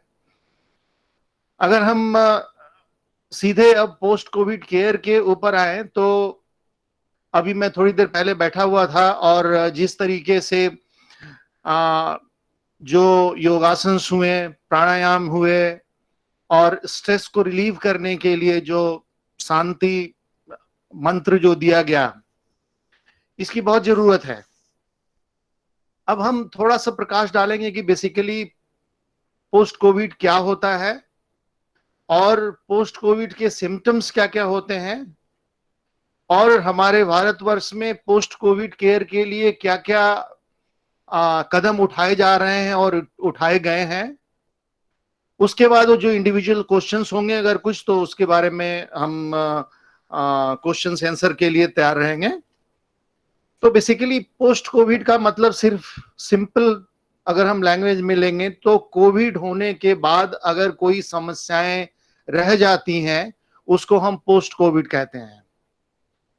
अब थोड़ा सा टेक्निकल हम इसको टेक्निकलिटीज में जाएं तो ये 3 पार्ट में पोस्ट कोविड डिवाइडेड होता है, और 3 पार्ट में जो सिंपल होता है वो एक पार्ट होता है जो 4 हफ्ते तक का होता है, कोविड होने के बाद 4 हफ्ते तक, जिसको हम लोग एक्यूट कोविड के रूप में देते हैं 4 हफ्ते तक। इसके बाद ऑनगोइंग कोविड उसको बोलते हैं जो 12 हफ्ते तक रहेगा, और जिसको ऑनगोइंग हम लोग ऑनगोइंग कोविड कहते हैं। और उसके बाद जो चीजें होती हैं उसको 12 हफ्ते के बाद अगर कोई भी सिम्टम्स रह जाते हैं तो उसको पोस्ट कोविड के दर्जा में दिया जाता है। बट टेक्निकल लैंग्वेज में ये होता है कि जब भी आप निगेटिव हो जाते हैं, निगेटिव आरटीपीसीआर आपका निगेटिव हो जाता है, आपको हॉस्पिटल से या आपको जो होम क्वारंटाइन से छुट्टी मिल जाती है, उसके बाद जो समस्याएं रह जाती हैं उसको पोस्ट कोविड का दर्जा दिया जाता है। पोस्ट कोविड के जो सिम्टम्स होते हैं, फिजिकल सिम्टम्स होते हैं और मेंटल सिम्टम्स होते हैं। फिजिकल सिम्टम्स में अगर हम लें तो क्या होता है कि जब भी हमें कोविड होता है तो हमारे बॉडी से इंफ्लेमेटरी सेल्स रिलीज होते हैं, जिसको इंटरल्यूकिन कहते हैं, IL-6 मेनली जो होता है उसको कहते हैं। और जैसे ही रिलीज होता है, वो पीरियड भी बहुत इंपॉर्टेंट होता है, जो 7 से 10 दिन के बीच का पीरियड होता है, बहुत इंपॉर्टेंट पीरियड होता है, और उसको साइटोकाइन स्टॉर्म कहते हैं, जिसको लैंग्वेज इंग्लिश में साइंटिफिक लैंग्वेज में कहते हैं। बट जो इन्फ्लामेटरी मार्कर्स जो रिलीज होते हैं तो पूरे बॉडी में फैल जाते हैं। ये मेरे कहने का तात्पर्य यहाँ पे ये है कि each and every part of the body can be affected. कोई हर पार्ट बॉडी का इफेक्ट हो सकता है, चाहे बाल झड़ने से शुरू हो या स्किन की प्रॉब्लम हो या हार्ट की प्रॉब्लम हो, कोई भी पार्ट इससे बचता नहीं है। कई पार्ट वो सिम्टम के रूप में बाहर आ जाते हैं और कई दफे सिम्टम में नहीं आता है। जो मोस्ट कॉमन सिम्टम्स होते हैं वो लंग्स की प्रॉब्लम में होती हैं। लंग्स में कई सारे नुकसान होने शुरू हो जाते हैं, जो कि सांस फूलना, खांसी होना, या अल्टीमेटली हम आगे चल करके इसको फाइब्रोसिस के रूप में डालते हैं, जो जिसके बारे में हम अगर आगे चलेंगे तो जिक्र करेंगे। हार्ट की प्रॉब्लम में हो जाती हैं, जिसको मायोकार्डाइटिस कहते हैं। हार्ट बीट ज्यादा बढ़ना शुरू हो जाता है। किडनी की प्रॉब्लम हो सकती है, लीवर की प्रॉब्लम हो सकती है, पैंक्रियास की प्रॉब्लम हो सकती है, स्किन की प्रॉब्लम हो सकती है, आपके बाल झड़ने की प्रॉब्लम हो सकती है, आंखों की प्रॉब्लम हो सकती है, ईएनटी की, नाक कान गले की प्रॉब्लम हो सकती है। मींस कोई भी पार्ट बॉडी का ले लें उसमें प्रॉब्लम हो सकती है, बट हर पार्ट अपना सिम्टम प्रेजेंट नहीं करता है। अब हम अगर इसको थोड़ा सा और डिटेल में जाएं तो मोस्ट कॉमन जो सिम्टम्स होता है उसको फैटिग कहते हैं। मींस जब भी कोविड के बाद, चाहे वो घर में हो या हॉस्पिटल में हो, तो उसको पूरी बॉडी में इतना एकिंग होती है, फैटिग, जरा सा काम करेगा थक जाएगा, और ये महीनों तक रहता है। बहुत परेशान लोग रहते हैं, बहुत ज्यादा परेशान रहते हैं कि वो चलना फिरना उनके लिए मुश्किल है। अगर अपने ऑफिस में जाना चाहते हैं उसके लिए मुश्किल हो जाता है। तो totally the body becomes fatigue basically. Muscles में क्रैम्प होने शुरू हो जाते हैं। ये मैक्सिमम लोगों को होता है। समझिए 80% of the people, 80 to 85%, 90% of the people get the fatigue. ये बहुत प्रॉब्लम होती है। फीवर, कई दफे फीवर उतर जाने के बाद भी, ये कई दफे हम लोगों को भी कई कॉल्स आते हैं कि सर कोविड जब हुआ था उस समय तो हम लोगों को फीवर था, फीवर 5 दिन रहा, 7 दिन रहा, 8 दिन रहा, 10 दिन रहा, उसके बाद दवाइयां ली, हम तो बिल्कुल ठीक हो गए। RT-PCR भी हम लोगों ने कराया और निगेटिव हो गया। उसके बाद बिल्कुल ठीक थे, 10 दिन तक ठीक थे, और उसके बाद फीवर होना शुरू हो गया। ये बहुत कॉमन प्रॉब्लम है। और फीवर होना शुरू किया मीन्स कि क्या करें, फिर से कोविड तो दोबारा नहीं हो गया। तो कई दफे क्या होता है, तब हम लोग पूछते हैं उस समय कि फीवर आपको कितना आ रहा है, क्या 100 से ऊपर जा रहा है? अगर 100 से ऊपर अगर नहीं जा रहा है तो कोई घबराने की बात नहीं है। इसे बेसिकली पोस्ट कोविड फीवर है, जो आपको 98, 99, 99.4 के आसपास रहेगा, बॉडी को होगा। Nothing has to be done, इसके लिए कुछ भी करने की जरूरत नहीं होती है। उसका रीजन है कि हमारे ब्रेन में जो थर्मो रेगुलेटरी सिस्टम होता है, जो टेम्परेचर को समझने की जो कोशिश करने वाला सिस्टम होता है, उसमें डीअरेंजमेंट आ जाती है। बिकॉज अगेन जो इन्फ्लेमेटरी सेल्स बाहर इधर उधर गए हैं उसकी वजह से हो जाता है, और इसमें टाइम लग जाता है, कई दफे 2 से 3 महीने लग जाता है, और इसमें बड़े परेशान रहते हैं लोग। हम लोग के पास बहुत कॉल आती है कि इस तरह की प्रॉब्लम में है। तो कई दफे हमें बताना होता है कि आप ऐसा कीजिए कि टेम्परेचर लेना बंद कर दीजिए, क्योंकि टेम्परेचर लेंगे तो आपको 99.4 तक तो फीवर आएगा ही आएगा, कई लोगों में आएगा। यही इसका इलाज है। कहने का मतलब है कि ये फैटिग, टेम्परेचर, वीकनेस, कई दफे क्या होता है, बिल्कुल आप ठीक रहें, कोविड के समय आपके पास कोई सिम्टम्स नहीं हुए हैं, बिल्कुल टेम्परेचर हुआ, टेम्परेचर की दवा ले लिया, ठीक हो गया, इसके बाद आप बिल्कुल 10 दिन 15 दिन ठीक रहे। और कई दफे क्या होता है कि धीरे धीरे थोड़े थोड़े सिम्टम्स शुरू हो जाते हैं। कोविड के समय बिल्कुल ठीक रहे 14-15 दिन, उसके बाद 10 दिन ठीक रहे, उसके बाद again you start some symptoms, body खोना शुरू हो जाएगा, सांस थोड़ा सा चलेंगे, सांस में फूलना शुरू हो जाएगा, टायर्डनेस शुरू हो जाएगी। तो इस तरह की चीजें होती हैं जिसको हम लोग पोस्ट कोविड कहते हैं। और पोस्ट कोविड सिम्टम्स कभी भी आ सकते हैं। और अगर हम कहें कि पोस्ट कोविड सिम्टम्स एकदम से इतने दिन में खत्म हो जाएगा, या इस 2 महीने में खत्म हो जाएगा, 3 महीने में खत्म हो जाएगा, ये अभी कोई कह नहीं सकता है। कई दफे ये पोस्ट कोविड सिम्टम्स रह जाते हैं 1 महीने, 2 महीने, 3 महीने, 4 महीने, 6 महीने। और हम लोग चेस्ट फिजिशियन है, हम लोग 6 महीने तक देखते हैं कि जो पोस्ट कोविड के सांस फूलने की तकलीफ खत्म हो रही है या नहीं हो रही है, सेल्फ लिमिटिंग है कि नहीं है। 6 महीने तक वेट करते हैं। अगर 6 महीने के बाद भी रहता है तो उसको हम लोग पोस्ट कोविड लंग फाइब्रोसिस का रूप दे देते हैं। अभी हम ऑनगोइंग में, कई सारे रिसर्चेस सारे ऑनगोइंग है। अभी हमें क्या क्या चीज देखनी पड़ेगी हमें मालूम नहीं है। दूसरी चीज, ये तो फिजिकल सिम्टम्स आ गए। दूसरी चीज है कि मेंटल सिम्टम्स जो होते हैं, मेंटल सिम्टम्स, ये पोस्ट कोविड, क्या कोविड से पहले भी प्रॉब्लम में शुरू हो जाती हैं। इतना इतना हम लोग टेलीविजन में देखते हैं, इतने प्रॉब्लम में हो रही हैं, कई डेथ हो रही हैं। ये सारे हमारे मूड को, हमारे मेंटल सिस्टम को इफेक्ट करते हैं। अगर किसी को कोविड नहीं हुआ है उसको भी इफेक्ट करता है। जब कोविड हो जाता है तब जो अगर होम आइसोलेशन में है, तो होम आइसोलेशन में घर में जगह नहीं है, 1 या 2 रूम है, हम होम आइसोलेशन कैसे करेंगे, लोगों से कैसे सेग्रीगेट करेंगे। सो ये सब इफेक्ट पूरी इफेक्ट करती है, इफेक्ट पूरी बॉडी को करती है। जब अगर बाई चांस वो हॉस्पिटल में चले गए क्वारंटाइन होने के लिए, क्वारंटाइन जब होते हैं तो अपने नियर एंड डियर से अलग हो जाते हैं, नियर एंड डियर से बात नहीं कर पाते, मीन्स मिल नहीं पाते हैं, देख नहीं पाते हैं कोई। तो इसकी वजह से क्या होती है कि उनको एक एगोनी, एक tension, mental psychology, depression, mood, सब हर एक तरह की मेंटल टॉर्चर होना शुरू हो जाता है। वो कई दफे हॉस्पिटल में होते हैं, हॉस्पिटल वार्ड में अगर होते हैं तो वार्ड में कई सारे लोग बीमार होते हैं, उनकी जो सिम्टम्स देखने को मिलता है उसकी वजह से कई सारे इफेक्ट बॉडी पे पड़ते रहते हैं। Mentally the person gets to see these things, anxiety, depression, ये सब सारी चीजें शुरू हो जाती हैं। कई दफे आईसीयू में होते हैं। आईसीयू में जब जाते हैं, आईसीयू में कोई जरूरी नहीं कि उनको वेंटिलेटर पे डाला गया हो, लेकिन आईसीयू में अगर कोई आदमी है और उन अपने आसपास देखता है कि किस तरह के सिचुएशंस हैं, the situation means the person can not imagine कि what the situation is there. हम लोग तो एज ए डॉक्टर हैं, हम समझ पाते हैं, लेकिन एक जो डेली चीजें नहीं देखी हैं, कहीं डेथ हो रही है, उसको हम किस तरह से मैनेज हो रहा है, क्या हो रहा है। So all these effects basically.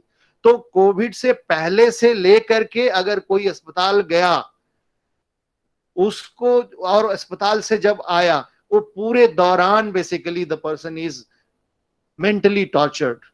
And ultimately क्या होता है, anxiety, fear of death of the near and dears, depression, change of the mood, खुशी अंदर से रहती ही नहीं है, एकदम से खुशी चली गई होती है। इंसोम्निया, नींद की प्रॉब्लम होती है, रात को सोए हुए एकाएक फ्राइटनिंग, एकाएक आंख खुली, डर सा लगा, और उस डर का मीन्स उस डर को इमेजिन नहीं कर सकते किस तरह का डर होगा। नींद नहीं आना, नींद में उठ जाना, एक बड़ी कॉमन सी प्रॉब्लम हो जाती है। तो ये मींस कि जो मूड से रिलेटेड है, जो हमारे माइंड से रिलेटेड है, ये फिजिकल और मेंटल, ये दोनों चीजें रिलेटेड होती हैं जो बॉडी को हमारे इफेक्ट करती हैं। ये तो मैंने बताया कि आपको इफेक्ट करती हैं और क्या क्या इसके सिम्टम्स हैं और किस तरीके से हमारा बॉडी उसको एक्सेप्ट करता है, और एक्सेप्ट करने के बाद कितने पेन में, कितने एगोनी में बॉडी हमारा रहता है, इसके बारे में मैंने बताया। बट हमेशा आदमी को सोचना चाहिए कि there is a positive energy which is there in everyone is full of the energy. हमारे हर एक आदमी के अंदर इतनी ऊर्जा होती है, इतनी एनर्जी होती है कि हम उसको यूज नहीं करते हैं। हर समय हम निगेटिव चीजें देखते रहते हैं, बट ठीक है वो सारी चीजें हैं, बट हमारे भगवान ने हमें इतनी शक्ति दी है, इतनी एनर्जी दी है कि उसको हमें उस एनर्जी को पॉजिटिव वे में कंट्रीब्यूट करना चाहिए, पॉजिटिव वे में उसको हमें आगे की तरफ बढ़ाना चाहिए।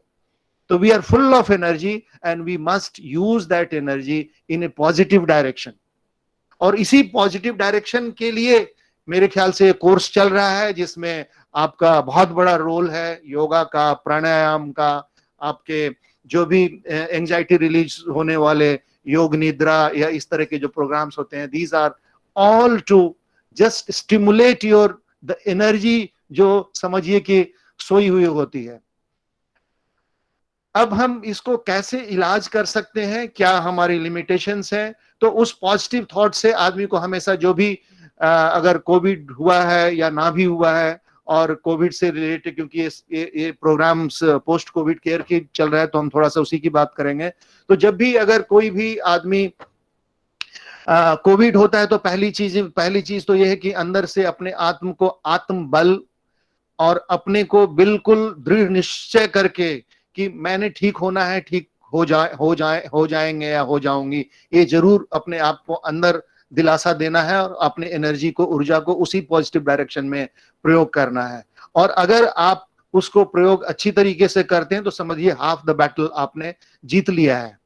और बाकी इसके बाद जो भी आपकी दवाइयां डॉक्टर से एडवाइस करते हैं कोविड के दौरान उसको लेना है।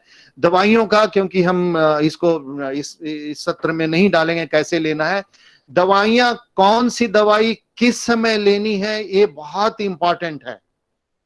दवाई लेनी है या नहीं लेनी है ये भी इंपॉर्टेंट है, और नहीं लेना ये भी बहुत इंपॉर्टेंट है कि किस समय दवा नहीं लेना है।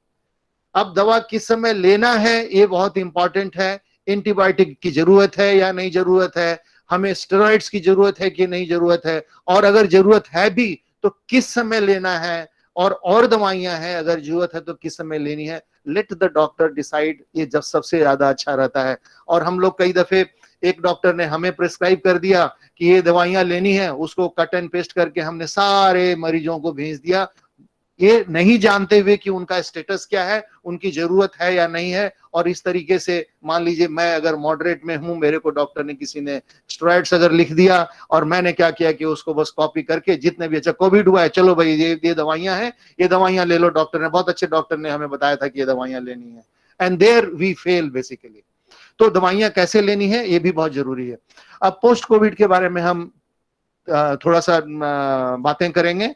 पोस्ट कोविड में 3-4 चीजें बहुत इंपॉर्टेंट है। जो पहली चीज है आपकी, पहली चीज है कि आपका न्यूट्रिशन बहुत इंपॉर्टेंट है, आपकी डाइट बहुत इंपॉर्टेंट है, किस तरह से लेनी है, क्योंकि 90% of the people basically will have the फैटिक, weakness फैटिक 90% लोगों के होगी। और कई सारे शोध आ चुके हैं कि पोस्ट कोविड करीब जो सिम्टम्स हमने इतने बताया उसमें 87 to 90% लोगों को पोस्ट कोविड सिम्टम्स मिनिमम एक या मोर देन 1 ये जरूर होगा। सो पोस्ट कोविड सिम्टम्स होना ही है, तो इसके लिए हमें निवारण का भी सोच लेना चाहिए कि हमें निवारण कैसे करना है और हम कैसे आगे बढ़ेंगे। तो मैं बता रहा था आपको डाइट के बारे में। जो सबसे पहले वीकनेस काफी आ जाती है, आदमी को फैटिक हो जाती है, बॉडी कुछ काम करने का मन नहीं करता है, लेटे रहने का मन करता है, बॉडी पेन करना रहता है। तो diet is very important. Diet के संबंध में आप लोगों को मेरे ख्याल से कोर्सेस में बताया गया होगा, बट मैं हो सकता है कि रिपीटेशन हो, बट मैं समराइज करूंगा। बहुत ज्यादा संयम डाइट आपको लेनी है और रेगुलर डाइट लेनी है। आपको डिसिप्लिन लाइफ बहुत जरूरी है। ऐसे पोस्ट कोविड पेशेंट्स को डिसिप्लिन लाइफ बहुत जरूरी है कि कैसे वो लीड करते हैं, कितने बजे सुबह उठ रहे हैं, शाम को कितने बजे सो रहे हैं, ये बहुत जरूरी है। डाइट में आप फ्रीक्वेंट मील लीजिए, कभी भी ऐसा खाना मत खाइए जिससे आपको लगे कि पेट आपका भर गया है, पूरा भारी हो गया है, ये ध्यान रखना है, बहुत जरूरी। जो रात का खाना है वो अगर आप 7 बजे खा लेते हैं, जल्दी खा लेते हैं, तो सबसे बेस्ट है। खाने का सिर्फ एक बहुत सिंपल तरीका है कि ब्रेकफास्ट आप हेवी लें, जितना अच्छी तरीके से ले सकते हैं लें, दोपहर का खाना थोड़ा कम करें और रात का खाना मिनिमम। इसके कई सारे कारण हैं। जब हम रात का खाना अगर हेवी लेते हैं तो रेस्ट एश्योर्ड, अगर लेट नाइट लेते हैं रेस्ट एश्योर्ड, आपका क्या होता है, खाना पेट में गया, पेट में जाने के बाद पेट भर जाएगा। पेट जैसे ही भरेगा हमारा डायफ्राम ऊपर की तरफ आ जाएगा, जैसे डायफ्राम ऊपर की तरफ आ जाएगा लंग आपका थोड़ा सा सिकुड़नपन में आएगा। तो आप जैसे ही खाना बहुत ज्यादा रात को खाते हैं, लेट नाइट खाते हैं, तो 100% आपको इसोफेजाइटिस या कई दफे रिफ्लक्स रात को होना शुरू हो जाएगा, या आपको जैसे डायफ्राम ऊपर की तरफ गया आपको सांस फूलने की भी तकलीफ हो सकती है, या अगर आपको ऑलरेडी सांस की तकलीफ है तो बढ़ने की शुरू करेगी। या तो कई दफे देखा गया है कि रिगर्जिटेशन बहुत ज्यादा होना शुरू हो जाता है, मींस कि खाना मुंह में आना शुरू हो जाता है। और क्या होता है जब खाना मुंह में आता है तो नोइंगली अननोइंगली स्लीप में आप क्या करते हैं, उसी खाने को एस्पिरेट कर लेते हैं और वो सीधे लंग में चला जाता है और नुकसान करता है। तो खाना आप अगर जल्दी खा लेते हैं तो बहुत अच्छी बात है, और ये हमारे वेद शास्त्रों में हर जगह पे लिखा हुआ है कि खाना कम लेना है, संयम तरीके से लेना है, जल्दी लेना है, ये सब सारी चीजें हैं।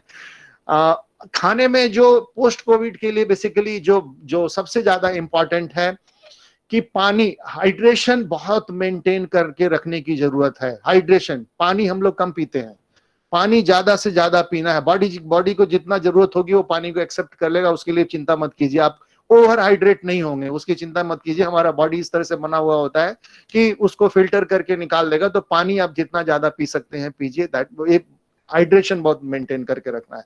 हाइड्रेशन अगर मेंटेन करेंगे तो समझिए कि जो सुस्तीपन का, फैटिक का काफी हद तक इसको आराम मिलेगा। खाने में जो है कि हमें प्रोटीन की मात्रा बहुत ज्यादा लेने की जरूरत है। प्रोटीन क्योंकि हमारे फैटिक होता है, मसल्स में बेसिकली क्रैम्प्स हो जाते हैं, and because of the virus and उसके जो केमिकल्स रिलीज होते हैं जिसकी वजह से हमारे मसल्स में बेसिकली नुकसान होना शुरू हो जाता है। तो उस मसल को ठीक करने के लिए the best way to have the protein. Protein कई तरीके से आप ले सकते हैं। जो आप वेजिटेरियन हैं उनके लिए तो बेस्ट रहेगा कि आप जैसे पनीर हो गया, मिल्क हो गया और सोयाबीन हो गया और इस तरह की चीजें आप ले सकते हैं। और अगर नॉन वेजिटेरियन है तो they can take the chicken and all those things. So protein की मात्रा बहुत बढ़िया से रखनी है।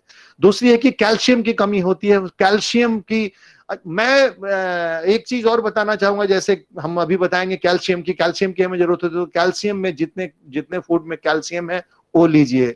और आपको जो सिट्रस फूड लेने की, जो विटामिन सी की बहुत जरूरत है। तो विटामिन सी, मैं यहाँ पे एक बात और कहना चाहूंगा कि इट इज बेस्ट कि सारे जो मिनरल्स एंड विटामिन हैं आप खाने में लीजिए बनिस्बत की वो टैबलेट जाकर के मार्केट से लेकर के टैबलेट ले लें। उसके मैं बहुत खिलाफ हूं। बल्कि आप अगर जो हमारे पास फ्रेश वेजिटेबल हैं, ग्रीन सलाड्स हैं, आपके जो फ्रूट्स हैं, सब आपको मिल जाएंगे। थोड़ा सा आप चौकसी रखिएगा तो सारी चीजें आपको खाने में मिल जाएगा। आपको जरूरत नहीं पड़ेगी आपको टैबलेट्स लेने के लिए। तो मैं बता रहा था कि जो विटामिन सी के लिए आप आप टोमेटो ले सकते हैं, आंवला ले सकते हैं, नींबू का जूस ले सकते हैं, ऑरेंज ले सकते हैं। तो ये सब चीजें आप लीजिए विटामिन सी के लिए। जिंक की जरूरत पड़ती है, मिनरल्स में जिंक बेसिकली हमें बहुत जरूरत पड़ता है लेने के लिए। तो जिंक में एक सिंपल सा तरीका है, जो भी जर्मिनेटिंग अगर प्रोडक्ट्स हैं फूड के, जो भी हैं, जो जर्मिनेटिंग है, जिससे अंकुर जिससे निकल रहा है, अंकुरित चना हो गया, अंकुरित दालें हो गई, तो इस तरह की चीजें अगर अंकुरित कोई भी चीज लेंगे तो उससे आपको फायदा रहेगा। आपको जिंक की मात्रा बहुत अच्छी मिलेगी। तो ये आपको ये जो विटामिन्स हैं जो खाने में अगर खाने में लेते हैं तो ज्यादा फायदा मंद रहेगा। तो डाइट एक रखा मैंने कि हाइड्रेशन आपकी ठीक होनी चाहिए, डाइट आपकी बहुत सुंदर होनी चाहिए, बहुत अच्छी होनी चाहिए। मैं बार बार रिपीट कर रहा हूं कि शाम का खाना जल्दी खा लें, ये बहुत फायदेमंद रहेगा आपको। डाइट के बाद हम अगर चलें आगे, आपका डाइट के बाद हम कुछ हमारे फील्ड में, हम मेडिकल फील्ड में हम लोग कई जगह lot in the world basically pulmonary rehabilitation की बात होती है। पल्मोनरी रिहैबिलिटेशन की बात होती है, जिसको थोड़ा सा टेक्निकल लैंग्वेज में हम लोग क्या करते हैं, कुछ डिफरेंट काइंड ऑफ एक्सरसाइज के बारे में बताते हैं। और जो एक्सरसाइज होती है, जो सिंपल मैं अभी बताना चाहूंगा, फिर हम थोड़ा सा योगा की तरफ जाएंगे, लेकिन यहाँ पे बताऊंगा एक्सरसाइज जो हमारे पल्मोनरी रिहैबिलिटेशन में सिंपल एक एक्सरसाइज करने के लिए होती है। जो भी लंग के पोस्ट कोविड जो लंग इफेक्टेड होते हैं उसके लिए जो सबसे अच्छी एक्सरसाइज है, सांस पूरी जोर से लेना, पूरे लंग को भरना, और इसको पर स्लिप ब्रीदिंग कहते हैं। आपको जस्ट अपने ओठों को पर स्लिप बनाना है, जैसे सांस ऐसे लेके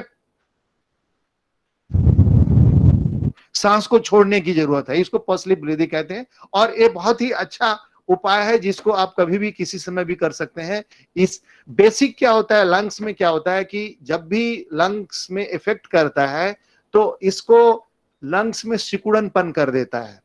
जो सिकुड़नपन जो कर रहा है उसको बाय एनी मींस बेसिकली उसको हमें रिवर्ट करने की कोशिश करना है। लंग्स को हमें बड़ा करने की कोशिश करना है, लंग्स में फुलाने की कोशिश करना है, जिसमें आपके कई सारे आसनास जो अभी सज्जन बता रहे थे, कई सारे प्राणायाम जो है ये सब लंग्स को मजबूत करते हैं, लंग्स को फुलाने की कोशिश करते हैं, लंग्स को बड़ा करने की कोशिश करते हैं।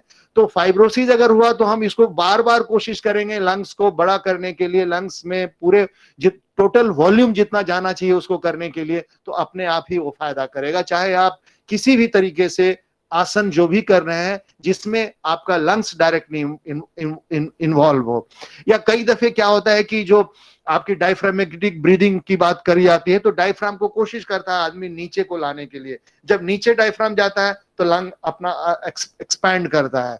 तो ये सारे हम लोग जो भी क्रियाएं करते हैं, जिसमें हम लोग एक्सरसाइज की हम अभी बात कर रहे थे, जिसमें हम लोग पल्मोनरी रिहैबिलिटेशन की बात कर रहे थे, तो कई दफे सीटिंग में भी पल्मोनरी रिहैबिलिटेशन की हम लोग बात करते हैं, जिसमें हम लोग सिंपल क्या करते हैं कि हाथ को ऊपर नीचे करने के लिए बोलते हैं, सांस को लेते हुए ऊपर की तरफ किया, सांस लिया और छोड़ते समय थोड़ा देर तक, या डबल अगर आप कर सकते हैं तो वो बेस्ट रहेगा। ये सब चीजें मेरे ख्याल से आप लोगों को बताई गई हैं। तो पल्मोनरी रिहैबिलिटेशन, अब इसी को लेते हुए हम योगा की तरफ जाएं, जिसके बारे में आप लोगों का ज्ञान मेरे ख्याल से मुझसे भी ज्यादा होगा, जिसमें कि कई योगासना करने की जरूरत है, जिसमें लंग्स को हम कोशिश करेंगे लंग्स को मजबूत करके, लंग्स को एक्सपैंड करके, लंग्स में जितनी हवा हम भर सकते हैं, चाहे वो आप अपर लोब की बात करें, लोअर लोब की बात करें या मिडिल लोब की बात करें, क्योंकि कई आसना जो हैं अपर लोब के लिए बड़े अच्छे होते हैं, कई आसनास लोअर लोब के लिए बड़े अच्छे होते हैं। तो different kind of the asanas can be done and that is going to help you. Pranayama के बारे में भी यही है कि प्राणायाम आप जिस तरीके से करते हैं, अगेन ये भी एक क्रिया है जिसमें लंग्स डायरेक्टली इन्वॉल्व होता है। तो ये चीज करने की जरूरत है। तीसरी चीज ये है कि अगर आपके जो पोस्ट कोविड सिम्टम्स अगर रहते हैं तो कई जगह बेसिकली पोस्ट कोविड क्लिनिक्स बन रही हैं, और आपको ये जानकारी के लिए खुशी की बात है कि वल्लभ भाई पटेल चेस इंस्टीट्यूट में भी हम लोगों ने एक post Covid respiratory management centre खोला है, जो एक्सक्लूसिव वहां पे हमारे एक असिस्टेंट प्रोफेसर रहेंगे, 2 हमारे डॉक्टर और रहेंगे, उसमें योगा के एक टीचर रहेंगे, एक साइकोलॉजी के रहेंगे और एक डाइट स्पेशलिस्ट रहेंगे। उसका भी आप लोग फायदा उठा सकते हैं, कोई भी फायदा उठा सकता है। जो हमारे ऑनरेबल वाइस चांसलर ने अभी कुछ दिनों पहले ही इसको इनॉग्रेट किया है, और वो फंक्शनल है, जो सभी इसका अपने आप रिलेटिव से आप फ्रेंड्स को बता सकते हैं, वो इसका फायदा उठा सकते हैं। तो कई जगह अब क्लिनिक्स बनने शुरू हो गए हैं, सेंटर्स बनने शुरू हो गए हैं, जिसमें आप जाकर के दिखा सकते हैं। उसमें क्या होता है कि कई दफे हम लोगों को जरूरत पड़ती है मेडिकल रिलेटेड इन्वेस्टिगेशन करने की जरूरत पड़ती है, जिसमें हो सकता है कि एक्सरे करने की जरूरत पड़े, सीटी स्कैन करने की जरूरत पड़े, आपके लंग का कितना कैपेसिटी बचा हुआ है लंग के बारे में एक पल्मोनरी फंक्शन टेस्ट करने की जरूरत पड़े, और उस टेस्ट को करने के बाद जो मेडिसिन्स हैं, मेडिसिन्स की अगर जरूरत है तो मेडिसिन्स देने की जरूरत है, तो उस समय डॉक्टर उसको देखते हुए कि कितनी हमारे नुकसान कितने हुए पड़े हैं और उसमें हम क्या कर सकते हैं, तो ये मेडिसिन देने की जरूरत पड़े तो मेडिसिन वो लोग देंगे। जो बहुत इंपॉर्टेंट है वो हम लोग बेसिकली पोस्ट कोविड में mentally we are being tortured, तो उसका क्या होना चाहिए। मैंने पहले भी बोला कि एक पॉजिटिव थॉट जरूर होनी चाहिए। अगर जरूरत पड़ती है तो साइकोलॉजिस्ट से संपर्क कर सकते हैं। इसमें एंजाइटी बहुत ज्यादा होती है, आदमी को मूड चेंजेस, डिप्रेशन, तो आपके जो प्राणायाम आप लोग सिखा रहे हैं या कर रहे हैं, कुछ जो स्ट्रेस रिलीविंग के जो मेडिटेशंस हैं या सूक्ष्म व्यायाम हैं या इस तरह की चीज और योग निद्रा की चीजें हैं, ये बहुत कारगर आती हैं। इसमें बहुत बेसिकली क्या है कि ये सारी चीजों को आप किसी तरह से कोशिश करके अपने माइंड सेट को एक पॉजिटिव एटीट्यूड की तरफ ले जाने की जरूरत है, तो उससे फायदा रहेगा। दूसरी चीज क्या है कि जो हम लोग मेंटली काफी इन्वॉल्व रहते हैं, तो अगर हम अपनी दिनचर्या सुबह से लेकर के रात तक की जो दिनचर्या है बड़े डिसिप्लिन तरीके से अगर हम करते हैं, तो समझिए 50 to 60% आपका स्ट्रेस जो होता है वो खत्म हो जाता है। कई दफे हम लोग बहुत ज्यादा इन्वॉल्व रहते हैं कि टीवी में क्या निगेटिव चीजें दिखी जा रही हैं, कहाँ क्या हो रहा है नहीं हो रहा है, कहाँ पे डेथ कितनी हो रही है, कहाँ पे क्या प्रॉब्लम हो रही है, उसमें हम लोग कंटिन्यूअस देखते जाते हैं, तो वो भी इफेक्ट करता है। उसको हम लोगों को अवॉइड करने की अवॉइड करने की जरूरत है। मेरे ख्याल से मैं कोशिश किया कि इसको संक्षिप्त में सारी चीजों को जोड़ने की कोशिश की कि ये चीज करनी चाहिए। और अंत में मैं क्वेश्चन लेने से पहले मैं अंत में यही कहना चाहूंगा कि एक पॉजिटिव माइंड को लेते हुए आपको आगे बढ़ने की जरूरत है। एंड ये भी सोचने की जरूरत है there are many people who are going to help you. और इन दौरान में तो बहुत लोग बहुत सेवाएं की हैं। और पोस्ट कोविड एक अपने आप में एक प्रॉब्लम है, उसको हमको निवारण एक होलिस्टिक व्यू से लेकर के निवारण करने की कोशिश करना चाहिए। प्रोफेसर भारद्वाज साहब, मैंने कोशिश किया इसको संक्षिप्त में रखने की, क्योंकि मुझे मालूम है कि आप लोगों का 11 बजे खत्म हो जाने की मुहिम में रहता है। But anything more if I can tell I will be happy. Professor Bhardwaj साहब। जी सर, बहुत बहुत आभार। सचमुच आपने इस 30-35 मिनट के संबोधन में गागर में सागर भर दिया। पोस्ट कोविड इशू को लेके जितने भी इसके एस्पेक्ट्स हैं, आपने कोई भी नहीं छोड़ा। चाहे वो साइकोलॉजी का था, चाहे वो ब्रीदिंग का था, चाहे वो लंग्स की प्रॉब्लम्स का था, चाहे जीवनचर्या का था। हम लोगों ने भी इस पाठ्यक्रम जो 7 दिन का चला, उसमें इन सभी एस्पेक्ट्स को लेके चर्चाएं और उसी ढंग से हमने प्राणायाम आसन की चर्चा की। और क्योंकि मैंने कहा आपसे पहले कि क्योंकि आपने पटेल चंद इंस्टीट्यूट में ये काम शुरू कर दिया है, इसलिए आपका आना हमारे कार्यक्रम को पूरा करता है। हम लोग आशा करेंगे कि गांधी भवन का कार्यालय जो है, ये जो आधा घंटे की प्रैक्टिस है और आधा घंटे के जो हमारे 2-3 एक्सपर्ट्स जो हम जिसकी हमको लगता है कि बहुत आवश्यकता है, उसको हम अपने यूनिवर्सिटी चैनल पर, अपने गांधी भवन की वेबसाइट पर और यूट्यूब में उसको डाल के लोगों को ज़्यादा प्रचारित करना चाहिए, जिससे कि लोग, दूसरा क्या है कि हम लोगों ने सोचा है कि महीने में 2 बार 1-1 हफ्ते का हम लोग ये कोर्स करवाएंगे। तो ये पहला हमारा पाठ्यक्रम था और उसमें हम ये कि दोबारा से आपको तकलीफ नहीं देंगे, बल्कि आपका आधा घंटा 40 मिनट का जो संबोधन है उसको एडिट करके ही हम लोग जो है उसको चला सकते हैं आने वाले कार्यक्रमों में, क्योंकि वो सब चीज़ें सबके लिए बहुत ही उपयोगी होंगी। और आपने इतना डिटेल में और इतना अच्छी तरह बता दिया है, मुझे नहीं लगता कि पार्टिसिपेंट्स के पास कोई प्रश्न बचा होगा, क्योंकि आपने इतना डिटेल में जा करके हर चीज़ को इतनी अच्छी तरह से काउंसलिंग की है कि वो हमारे लिए बहुत उपयोगी है। तो रमन जी, एक चीज और भारद्वाज साहब, एक चीज और मैं कहना चाहूंगा कि जो एक इस माध्यम से बताना चाहूंगा कि जो भी वैक्सीनेशन है उसको भी प्लीज जरूर लगवाएं। और जो कोविड बिहेवियर है, मास्क लगाना, सोशल डिस्टेंसिंग, ये जरूर पालन करें, क्योंकि एक कोविड, पोस्ट कोविड या आगे अगले दिनों तक यही सब काम आएंगी, जो वैक्सीनेशन एंड हमारा जो कोविड बिहेवियर है, जो कि मास्क लगाना, सोशल डिस्टेंसिंग करना, ये बहुत इंपॉर्टेंट है। हाथ धोना, इसके ऊपर जरूर आप लोग अपना माइंड हर समय रखें। ये मेरा ये मैं कहना चाह रहा था ये चीज। सर जी बहुत बहुत धन्यवाद, क्योंकि मैं इसमें आवश्यक है कि कोविड प्रोटोकॉल जो है उसको हमको ऊपर से लेकर नीचे स्तर तक लोगों तक समझाना पड़ेगा, क्योंकि हम अभी तक हमारा जो 80% रूरल पॉपुलेशन का एरिया है, वहाँ पर इतनी जागृति नहीं गई है। वहाँ तो जैसा आपने बताया, वहाँ तो ये टीवी चैनलों की जो नेगेटिविटी है वही लोगों के दिमाग में पहुंची है, मगर जो सचमुच रास्ता है इससे बचाव का, वो इस मीडिया ने पहुंचाया नहीं है। तो इसलिए वो भी हमारा एक बड़ा काम है, क्योंकि हम एजुकेशनल इंस्टीट्यूशन है, ड्यू है, तो पूरे देश के सभी समाज के गरीब से गरीब व्यक्ति तक इन चीज़ों की उपयोगिता का संदेश पहुंचे, हम लोग प्रयास करेंगे। रमन जी।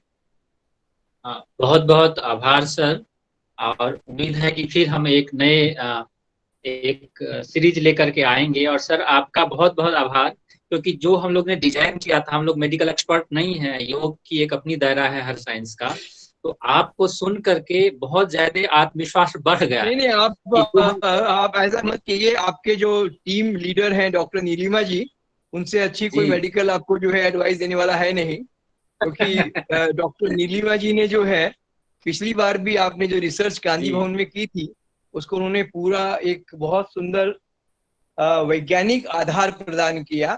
तो ऐसा नहीं है कि आपकी टीम में मेडिकल एक्सपर्ट्स नहीं है, योगा एक्सपर्ट्स नहीं है, साइकोलॉजिस्ट नहीं है, सब है आपके पास। पर जी क्योंकि सर। डॉक्टर राजकुमार जो है इस विषय के सबसे बड़े एक्सपर्ट हैं हमारे दिल्ली विश्वविद्यालय में, तो उन ऐसे विशेष एक्सपर्ट्स को सुनना एक अलग फायदा होता है समाज के लिए, क्योंकि जी हर सर, जी व्यक्ति सर, हर जी पहलू को टच नहीं कर सकता। मगर आप तो जी रोज सर। हजारों मरीज अपने यहाँ सीरियस मरीज देखते हैं। पर मुझे याद है हमारे बहुत से परिचित लोग वहाँ एडमिट होते हैं पटेल चेस्ट में, और वो हमसे कहते हैं कि एक बार डॉक्टर राजकुमार जी से रिक्वेस्ट कर दीजिए कि हमारे मरीज को देख लें। तो हमें इनको मतलब स्पेशल रिक्वेस्ट करनी पड़ती है, सर मतलब खाली एक बार दर्शन दे देंगे तो मरीज को लगता है कि डॉक्टर राजकुमार ने देखा तो हम ठीक हो जाएंगे। तो एक इस तरह का जो है वो एक आपके पास है पूरी टीम। चलिए जी बहुत सर, बहुत जी सर, धन्यवाद। जी सर। और रमन जी आइए, आज गांधी भवन में बैठ के 2:30-3 बजे जी जी हम जी आज सर, तक का जी जो सर, हम उसका अकाउंट लेते हैं, उसको आगे जी कैसे सर, उपयोगी बनाना है, जी कब उसका जी नेक्स्ट सर, शेड्यूल हम अभी से आज ही अनाउंस करेंगे। जी आप सर, सभी जी का, सर, जी पार्टिसिपेंट्स का बहुत बहुत धन्यवाद।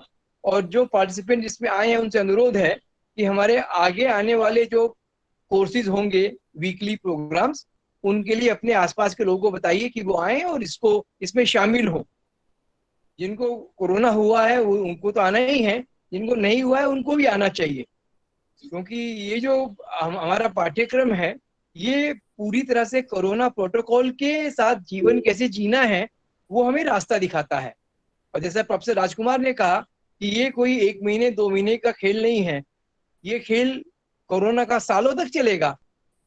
और आने वाले समय में हम समाज के रूप में जो लोग हैं उनको उसके साथ जीना पड़ेगा। नई परिस्थिति है, नए हालात हैं, नई मुसीबतें हैं, नए नए उसके समाधान हैं।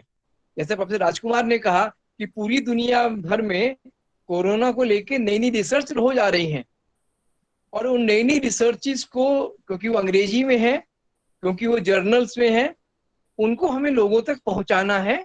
ये काम गांधी भवन जैसी संस्था का है जो हमें काम करना चाहिए। चलिए बहुत बहुत धन्यवाद प्रोफेसर राजकुमार जी, आपका भी, प्रोफेसर डॉक्टर नीलिमा जी और पाठक जी जो इसके रिसोर्स पर्सन थे रमन जी के साथ, आप सभी का बहुत बहुत आभार। नमस्कार। इसी के साथ आज के सत्र को यहीं पर विराम देते हैं। एक छोटी सी सूचना कि हमारा योगा मेडिटेशन ट्रेनिंग प्रोग्राम जो 3 महीने का है उसका आज अंतिम तिथि है अप्लाई करने का। जो करना चाहते हैं उसको और बेहतर तरीके से समझना चाहते हैं तो आप अप्लाई कर सकते हैं। तो इसी के साथ आज के सत्र को यहीं पर